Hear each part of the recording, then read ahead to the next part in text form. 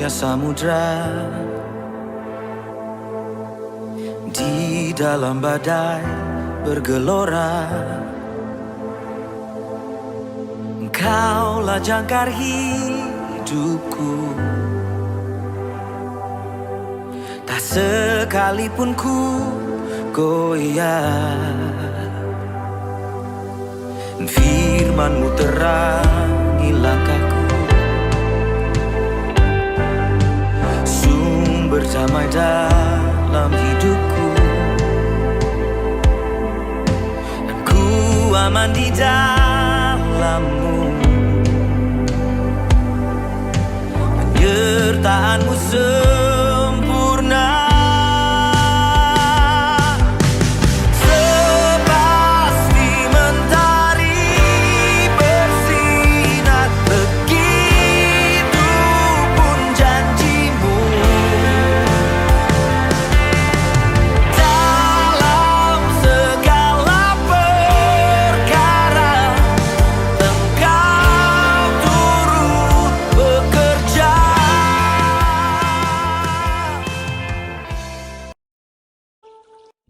Deklarasi siswa terang bangsa. Di dalam nama Tuhan Yesus, berikan kepadaku hikmat seperti Daniel, diberikan kepadaku hikmat seperti Yusuf. Dalam nama Tuhan Yesus, sesuai firman-Mu yang berkata, barang siapa kekurangan hikmat, hendaklah ia meminta daripada Tuhan. Di dalam nama Tuhan Yesus, tahun ini kecerdasanku akan dilipat gandakan oleh Tuhan. Di dalam nama Tuhan Yesus, aku akan semakin cemerlang. Di sekolahku, aku akan menjadi saksi Tuhan yang luar biasa. Dalam nama Tuhan Yesus, akan muncul dari hidupku panggilan untuk menjadi generasi Yoel yang penuh dengan api Tuhan dan militan dalam Tuhan. Aku disebut sebagai pelaksana-pelaksana firman. Aku bagian dari pasukan Tuhan yang tangguh pada akhir zaman. Lewat hidupku, pelajar di kota Sion akan mengalami kegerakan rohani yang luar biasa. Aku menerima jaminan masa depanku dari Tuhan sendiri, kalau aku hidup seperti yang Tuhan mau. Demi nama Tuhan Yesus, semua jadi dan genap. Amin, amin, amin.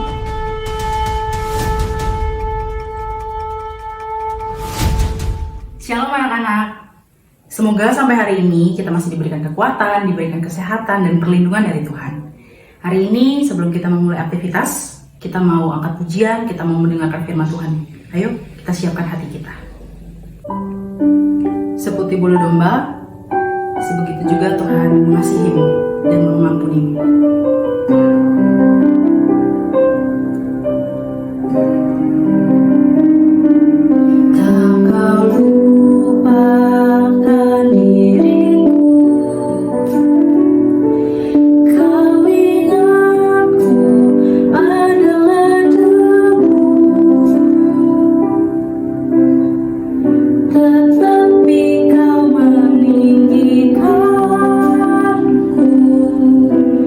Di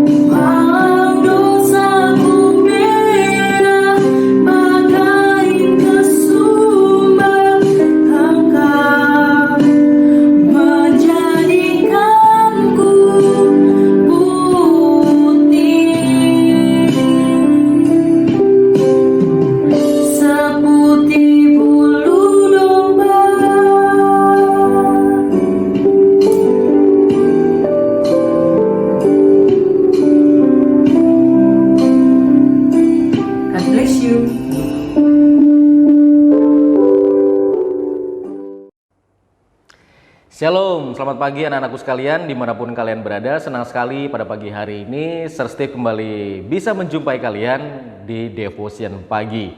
Semoga hari ini kalian semua penuh dengan sukacita, penuh dengan berkat Tuhan, menikmati kasih dan setia Tuhan yang luar biasa.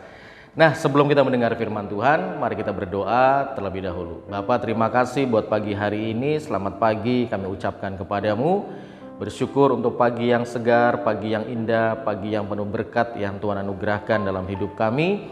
Kami boleh ada sebagaimana kami ada semua karena anugerah. Dan saat ini sebelum kami memulai semua kegiatan belajar kami hari ini, kami mau diberkati dengan firman. Biarlah firman Tuhan yang kami dengar memberkati kami semua. Terima kasih Roh Kudus berikan hikmat dan pengertian. Dalam nama Tuhan Yesus. Haleluya. Amin. Ya, mari kita buka firman Tuhan anak-anakku sekalian. Kalian buka handphonenya, buka Alkitab dari 2 Korintus pasal yang keempat ayat ke-7. 2 Korintus 4 ayat 7. Firman Tuhan bilang begini.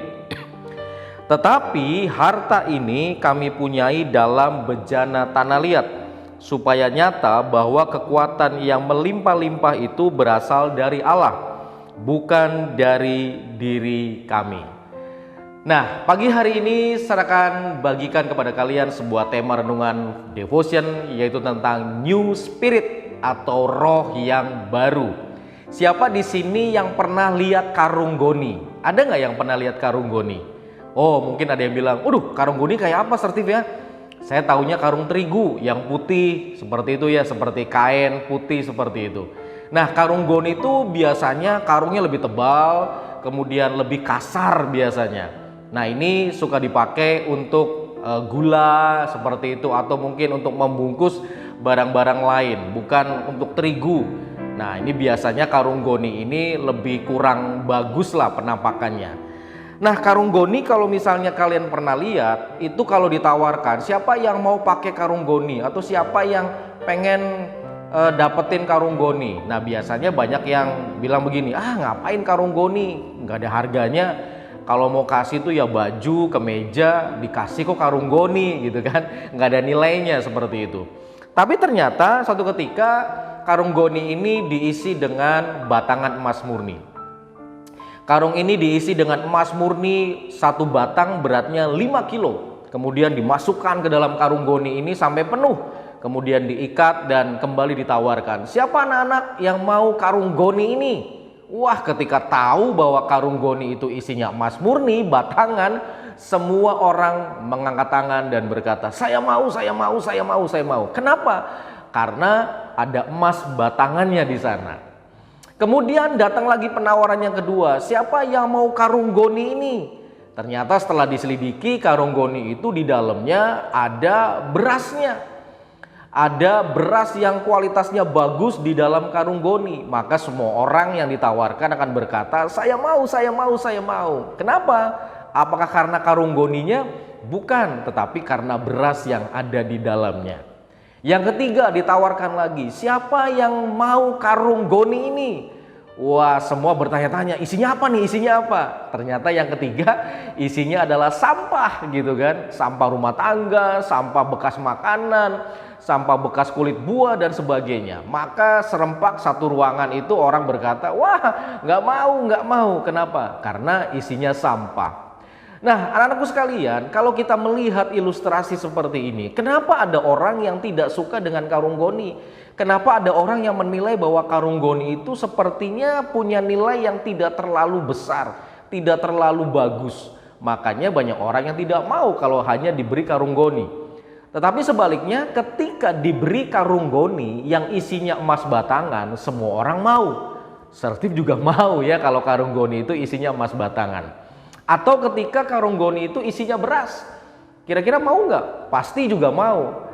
Kenapa mau? Karena isinya beras.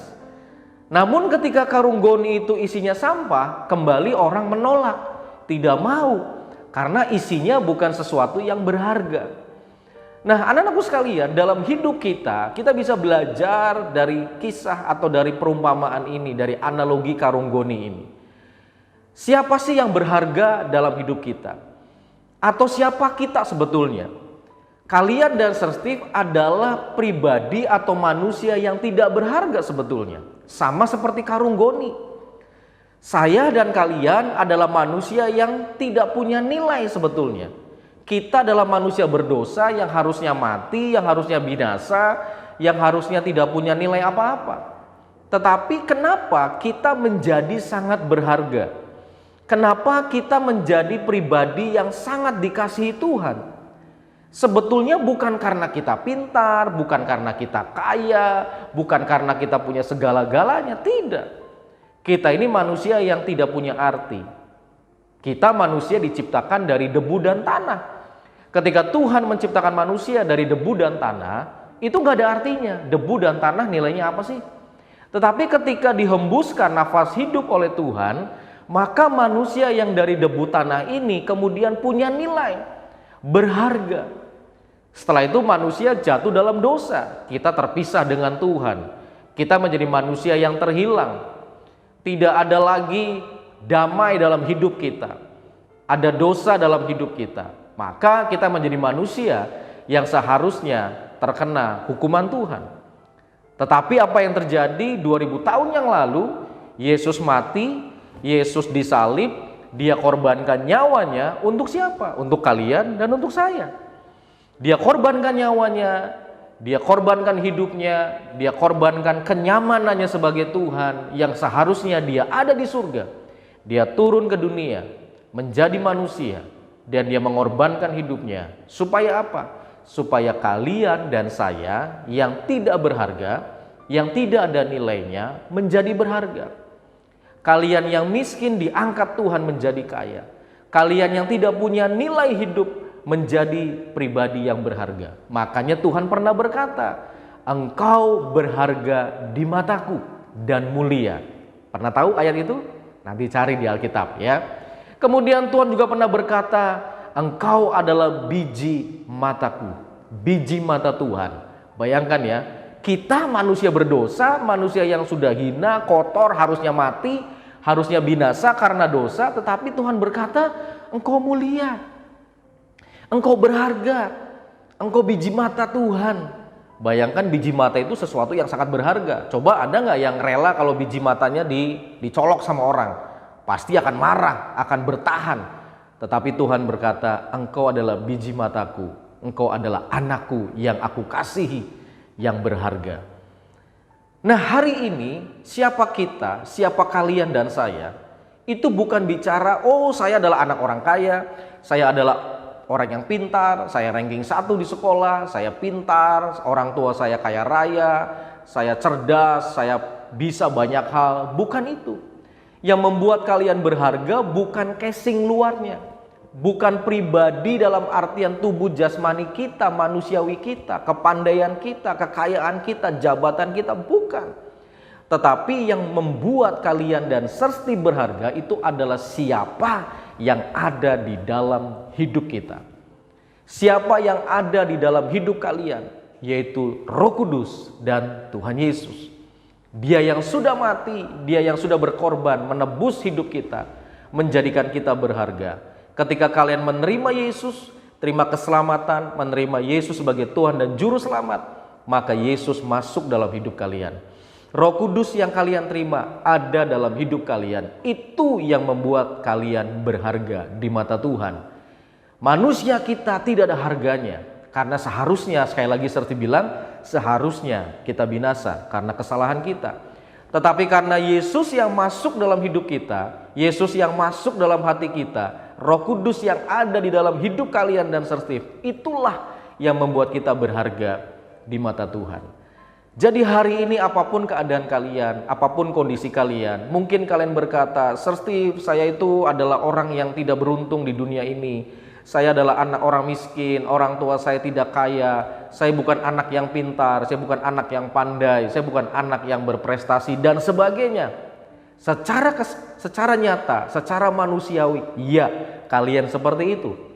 Tetapi yang membuat kalian berharga, yang membuat kalian sangat dikasihi Tuhan adalah ketika kalian menerima Tuhan, menerima Yesus Kristus Tuhan sebagai Juru Selamat dalam hidup kalian. Dan Tuhan tinggal dalam hidup kalian. Roh Kudus sebagai penolong masuk dalam hidup kalian. Itulah yang membuat kalian berharga. Tidak peduli kalian seperti apa keadaannya, tidak peduli kalian mau cantik, mau jelek, mau ganteng, mau kurus, mau jerawatan dan sebagainya. Ketika ada Yesus dalam hidup kalian, ketika ada Roh Kudus dalam hidup kalian, maka kalian menjadi pribadi yang sangat berharga. Tuhan tidak bilang begini, engkau berharga di mataku karena kamu cantik, karena kamu ganteng, karena kamu pinter, karena kamu anak orang kaya. Tidak. Tuhan hanya berkata, engkau berharga di mataku dan mulia, dan aku mengasihi engkau. Makanya Paulus berkata, harta dalam bejana tanah liat. Apa itu tanah liat? Tanah liat adalah tanah yang tidak ada harganya. Tanah lempung kemudian mulai dibikin bejana, masih belum ada nilainya. Kenapa? Masih tanah lempung, belum diukir, ya belum dicat, belum dibikin guci yang mahal, belum dikasih macam-macam, masih lempung. Harta yang berharga di dalam bejana tanah liat. Tanah liat yang tidak ada harganya. Ketika di dalamnya ada harta yang berharga. Ketika bejana tanah liat, di dalamnya ada berlian, ada emas, ada perhiasan, ada uang mungkin ya yang begitu banyak dimasukkan dalam bejana tanah liat.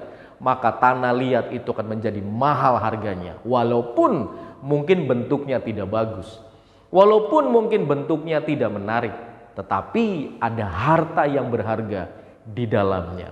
Siapa harta yang berharga dalam hidup kalian dan saya? Yaitu Tuhan Yesus. Roh Kudus adalah harta kita yang paling berharga. Oleh karena itu jangan pernah lepaskan Tuhan, jangan pernah tinggalkan Tuhan dan Roh Kudus dalam hidup kalian. Simpan Roh Kudus dalam hidup kalian. Tetap jaga Tuhan dalam hidup kalian. Biarkan Tuhan yang mengontrol hidup kalian dan saya. Ketika Tuhan naik ke surga, ketika Yesus bangkit, setelah dia mati, hari ketiga bangkit, dia naik ke surga. Tuhan tidak meninggalkan harta buat murid-muridnya. Tuhan Yesus tidak meninggalkan barang-barang berharga buat murid-muridnya. Apa yang Tuhan tinggalkan? Tuhan berkata, aku pergi kepada Bapa dan aku akan mengirim kepadamu seorang penolong yang lain untuk mengganti kehadiran Tuhan bersama murid-muridnya, yaitu Roh Kudus. Dia roh yang menolong, yang memberikan penghiburan. Ketika engkau susah, Roh Kudus menghibur. Ketika engkau mengalami kesulitan, Roh Kudus menolong. Ketika engkau tidak bisa berbuat apa-apa, ketika kalian butuh kekuatan, Roh Kudus sumber kekuatan. Ada Tuhan bersama hidup kalian, ada Roh Kudus dalam hidup kalian. Jangan pernah tinggalkan Tuhan. Jangan pernah memilih hanya pribadimu, tetapi pilihlah pribadi Tuhan. Kenapa? Karena itu yang akan membuat hidup kalian dan saya berharga. Sekali lagi, berharganya hidup kita bukan karena tubuh kita, bukan karena muka kita, bukan karena jabatan, bukan karena harta kita, bukan karena orang tua kita, turunan siapa kita, bukan. Tetapi yang membuat kalian berharga di hadapan Tuhan dan Tuhan mengasihi karena ada Yesus, ada Roh Kudus dalam hidup kalian. Hari ini kalau kalian sedang bergumul dengan hidup kalian, mungkin kalian sedang mengalami kesulitan, ada yang mungkin sedang sakit, ada yang sedang stres, ada yang sedih dan sebagainya. Ingat, ada Roh Kudus, ada Tuhan dalam hidup kalian. Minta tolong sama Tuhan, maka Tuhan siap menolong. Minta tolong sama Roh Kudus, maka Roh Kudus akan memberikan jalan keluar, menghibur, memberikan kekuatan buat kalian semua. Selamat pagi buat kalian semua. Selamat bergaul dengan Roh Kudus. Jadikan Roh Kudus dan Tuhan Yesus dalam hidup kita menjadi pribadi yang sangat berharga. Amin. Mari kita berdoa. Bapa, terima kasih buat pagi hari ini. Kami mau menjadikan Engkau Tuhan sebagai pribadi yang berharga dalam hidup kami. Di saat kami menerima Engkau sebagai Tuhan dan Juru Selamat, kami yang harusnya binasa, kami manusia berdosa, kami yang harusnya mati Tuhan, tetapi Engkau memberikan kehidupan. Karena kematian Tuhan 2000 tahun yang lalu di kayu salib, Engkau mengorbankan segala-galanya supaya kami yang tidak berharga ini menjadi pribadi yang berharga. Engkau yang mengangkat hidup kami dari lumpur kekelaman. Engkau yang mengangkat hidup kami dari sampah yang kotor, yang tidak punya nilai. Tetapi karena Yesus Kristus Tuhan yang masuk dalam hidup kami, yang kami terima sebagai Tuhan dan Juru Selamat, itulah yang membuat hidup kami menjadi berharga dan bernilai di hadapan Tuhan. Kami menjadi pribadi yang ditebus oleh karena darah Yesus, menjadi pribadi yang punya nilai di hadapan Tuhan. Terima kasih Tuhan, karena Engkau membuat kami berharga di hadapan-Mu. Engkau siap memberkati kami.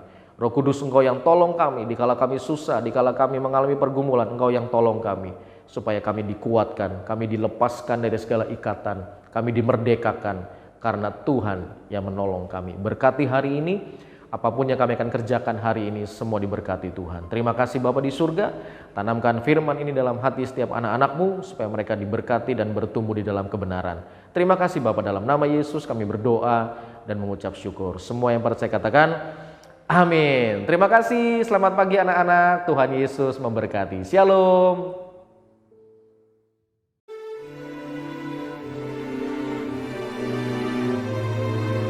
Mazmur 91 ayat 1-16. Dalam lindungan Tuhan. Orang yang duduk dalam lindungan yang maha tinggi dan bermalam dalam naungan yang maha kuasa akan berkata kepada Tuhan, tempat perlindunganku dan kubu pertahananku, Allahku yang kupercayai. Sungguh Dialah yang akan melepaskan aku dari jerat penangkap burung, dari penyakit sampar yang busuk. Dengan kepaknya ia akan menudungi engkau. Di bawah sayapnya engkau akan berlindung. Kesetiaannya ialah perisai dan pagar tembok. Engkau tak usah takut terhadap kedahsyatan malam, terhadap panah yang terbang di waktu siang, terhadap penyakit sampar yang berjalan di dalam gelap, terhadap penyakit menular yang mengamuk di waktu petang. Walau 1000 orang rebah di sisimu dan 10.000 di sebelah kananmu, tetapi itu tidak akan menimpamu. Engkau hanya menontonnya dengan matamu sendiri dan melihat pembalasan terhadap orang-orang fasik. Sebab Tuhan ialah tempat perlindunganmu, yang maha tinggi telah kau buat tempat perteduhanmu. Malapetaka tidak akan menimpa kamu, dan tulah tidak akan mendekat kepada kemahmu. Sebab malaikat-malaikatnya akan diperintahkannya kepadamu untuk menjaga engkau di segala jalanmu. Mereka akan menatang engkau di atas tangannya, supaya kakimu jangan terantuk kepada batu. Singa dan ular tedung akan kau langkahi. Engkau akan menginjak anak singa dan ular naga. Sungguh hatinya melekat kepadaku, maka aku akan meluputkannya. Aku akan membentenginya, sebab ia mengenal namaku. Bila ia berseru kepadaku, aku akan menjawab. Aku akan menyertai dia dalam kesesakan. Aku akan meluputkannya dan memuliakannya. Dengan panjang umur akan kukenyangkan dia, dan akan kuperlihatkan kepadanya keselamatan daripadaku. Amin.